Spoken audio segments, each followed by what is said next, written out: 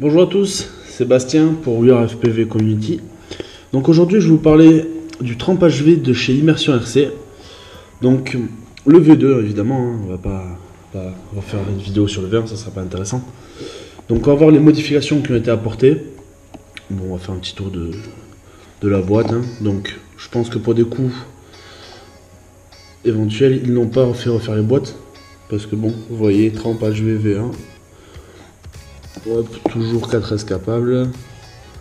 Bon, la fiche technique qu'on connaît. Hop, passons à l'intérieur de la boîte. La petite carte Like Us qui va bien. On va aller mettre la page sur Facebook. Donc ça, c'est si jamais vous avez un petit souci, c'est le support. Dans la boîte, on trouve quoi?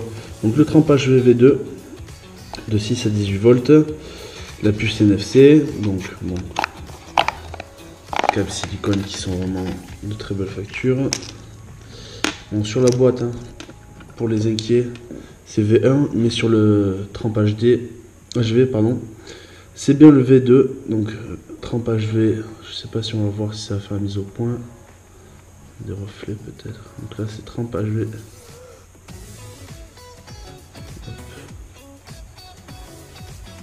V2.0. Voilà. Bon, à côté se trouve la prise UFL qui est très pratique car on peut, en enlevant la colle, l'espèce de colle chaude ou néoprène, on peut la déclipser pour y mettre une antenne UFL RHCP comme celle que propose Furious FPV. Bon, déjà pour gagner un gain de poids sur les racers. La puce NFC pour le Race Programmer, c'est toujours la même, rien ne change. Race Programmer V1.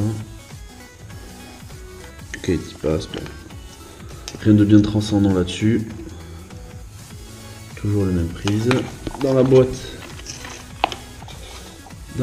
qu'est-ce qu'on trouve? Bon, deux jolis petits autocollants. Des câbles silicone. Hop. Avec des prises encore. Un petit scotch double face pour la puce NFC. Plutôt pas mal, bien pensé. Ici, bon, ben, une prise avec alimentation et une vers la caméra. Par contre, ici, on a... Les fils sont de différents diamètres. Ici, on a deux fils qui viennent sur le GND. Et là, un seul. À voir. Bon, sinon, on retrouve dans la boîte aussi des petites cartes explicatives en plusieurs langues, allemand, anglais, français. Donc on y retrouve les canaux qu'en Europe, c'est canal 28, les défentes caractéristiques qui sont toujours pour le V1. Hop. Ils n'ont pas mis les fiches pour le V2. Donc les configurations pour changer les canals, la puissance, les race bands. C'est avec à l'aide du petit bouton présent ici. Donc pour le faire fonctionner, c'est du Morse. Donc c'est plutôt compliqué. Donc à mon avis, le plus simple, c'est soit de le programmer sur sa Taranis pour pouvoir directement intervenir sur les bandes, ou soit directement prendre le mini-wand, ce qui peut être pas mal quand on est amené souvent à changer les bandes. On va voir le suivant, l'utilité. Bon, sinon en soi, c'est le matos qui a prouvé son efficacité, mis à part les petits défauts de jeunesse.